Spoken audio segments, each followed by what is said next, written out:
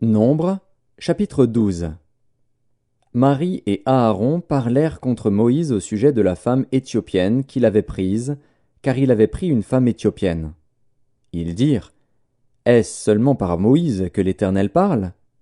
N'est-ce pas aussi par nous qu'il parle? Et l'Éternel l'entendit. Or, Moïse était un homme fort patient, plus qu'aucun homme sur la face de la terre. Soudain l'Éternel dit à Moïse, à Aaron et à Marie, Allez, vous trois, à la tente d'assignation.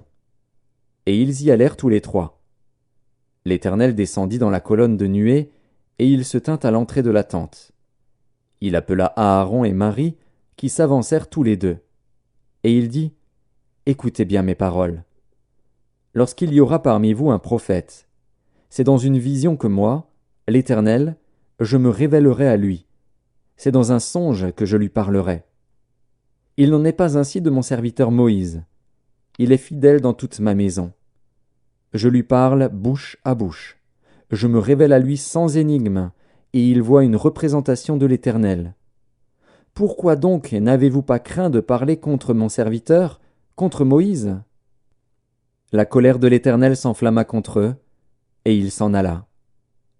La nuée se retira de dessus la tente, et voici, Marie était frappée d'une lèpre, blanche comme la neige.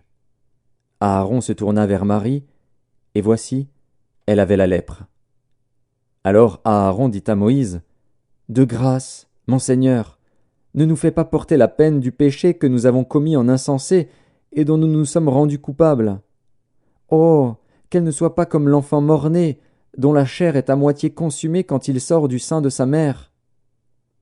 Moïse cria à l'Éternel, en disant, Ô Dieu, je te prie, guéris-la.